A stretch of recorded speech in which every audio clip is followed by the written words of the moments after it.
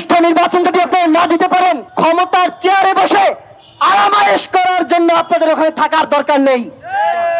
এই যে ঘটনা ঘটলো, তার দায়ভার কি আমরা বাংলাদেশের পুলিশ প্রশাসন, একই সাথে যে ইন্টারিম গভর্নমেন্ট আছে, তাদের কি নেওয়া দরকার আছে, বা তাদেরকে কি আমরা জিজ্ঞেস করব যে এটার দায়ভার আপনারা নেবেন কিনা? অবশ্যই তাদেরকে নিতে হবে। একমাত্র বাংলাদেশের যত ধরনের সমস্যা ঘটে থাকে, সব সমস্যার দায়ভার প্রশাসনকেই নিতে হবে। একই সাথে ঘটনার সাথে যুবদলের কোনো কর্মী এবং যে নিহত হয়েছেন তিনিও তথাকথিত যুবদলের কর্মী হিসেবেই পরিচিতি পেয়েছেন। সেই জায়গা থেকে তাদের দায়ভার নিতে হবে কিনা সে বিষয়ে পরে আসছি। কিন্তু আমি বলতে চাই, ম্যাজিস্ট্রেসি পাওয়ার নিয়ে বর্তমান বাংলাদেশের রাজপথে, বাংলাদেশের প্রত্যেকটা জায়গায় মিলিটারি ডিপ্লয়েড আছে। সেনাবাহিনী আসলে কি করছে? তাদের কার্যক্রম পুলিশের পর্যায়ে পৌঁছে গেছে। বাংলাদেশ সেনাবাহিনী নয়, বিশ্বের সমস্ত সেনাবাহিনী, তাদের কাজ পুলিশ প্রশাসনের কাজ নয়। তারা প্রতিরক্ষা মন্ত্রণালয়ের অধীনে, তারা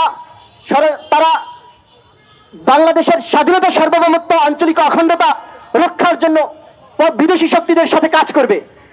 বাংলাদেশের আইন শৃঙ্খলা পরিস্থিতি হাসিনা সরকার চলে যাওয়ার পর এতই অবনতি হয়েছে, সেটা গোপনের জন্য মিলিটারিকে ম্যাজিস্ট্রেসি পাওয়ার দিয়ে আজ পর্যন্ত রাখা হয়েছে। কিন্তু এই ঘটনা যে ঘটলো, তার ব্যাপারে তারা মোটেই নেবে কিনা? ওয়াকারুজ্জামান সাহেব রাজনৈতিক বক্তব্য দেন, বিভিন্ন সময় এসে রাজনৈতিক কথা বলে থাকেন, তা দিয়ে বাংলাদেশের রাজনৈতিক বাতানে উত্তাপ ছড়ায়। কিন্তু স্পষ্ট প্রশ্ন এই বিষয়ে তার বক্তব্য কি, যে বাংলাদেশের আইন শৃঙ্খলা পরিস্থিতি একেবারে অবনতিতে গিয়েছে।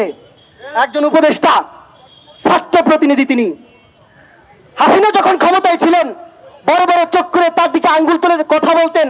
দেশের আইন শৃঙ্খলা পরিস্থিতি থেকে শুরু করে সমস্ত কিছু যখন রসাতলে যেত, তখন একটা কথা বলে আমরা সবাই পার পেয়ে যেতাম, আমরা সবাই সান্ত্বনা দিতাম, এটা হাসিনার সরকার, যার কারণে কোনো কিছুর বিচার হবে না।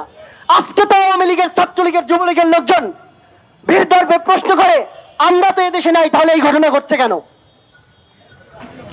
আমরা ছাত্রলীগ, যুবলীগ, আওয়ামী লীগকে এই কথা বলে যেতে চাই, অপরাধ অন্যায় করার একমাত্র হক যদি আপনাদের মনে করেন, তাহলে এটা ভুল হয়েছে। কিন্তু ঘটতে পারে ঘটনা ঘটলে সেটার দায়ভার তো সরকারকে নিতে হবে। কিন্তু সেই উপদেষ্টা তিনি ফেসবুকে জানালেন, আমরা একটা প্রস্তর যুগে প্রবেশ করেছি, আমরা জাহিলিয়াতের যুগে প্রবেশ করেছি, মধ্যযুগীয় প্রবেশ করেছি।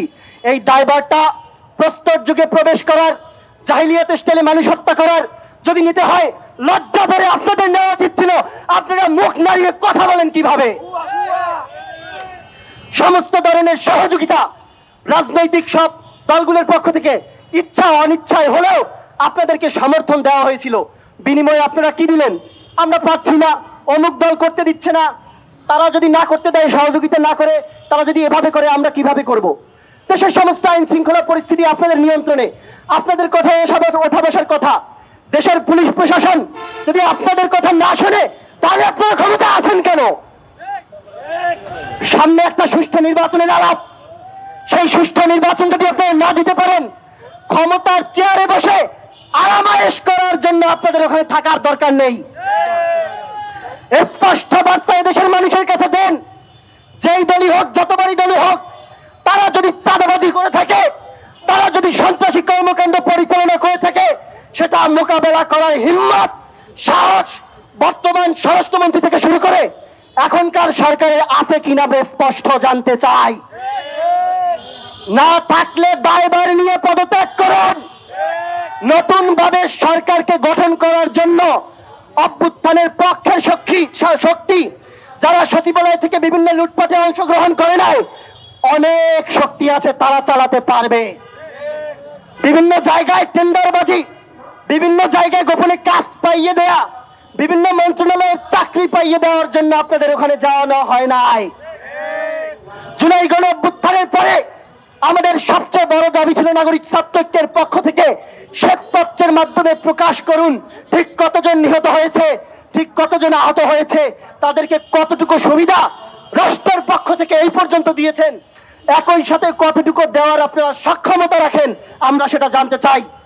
সেসব না করে আপনারা নব্য বিপ্লবী সাজলেন, আপনারা যখন তখন সংবিধানকে ছুঁড়ে ফেলে দিতে চান, রাষ্ট্রপতিকে টেনে হিসেবে নামান। আপনারা বলেন প্রোক্লেমেশন নয় তো মৃত্যু, যা ইচ্ছা তাই করলেন, যা ইচ্ছা তাই বললেন। একটা প্ল্যাটফর্ম ছিল সম্পূর্ণ নিরপেক্ষ বৈষম্য বিরোধী ছাত্র আন্দোলন, সেটাকে নিয়ে রাজনীতি করলেন।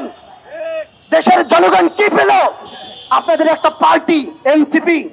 কি হবে এই দল দিয়ে? বর্তমান দেশে যা হচ্ছে, আপনারা অভিযোগ করছেন বিএনপির লোকজন, ছাত্র দলের, যুব দলের লোকজন তারা লুটপাট করে খায়, তো এনসিপি তৈরি করলেন সেই দগদগে রক্তের উপর দিয়ে। আপনারা কি সেটা দিয়ে মোকাবেলা করতে পারবেন?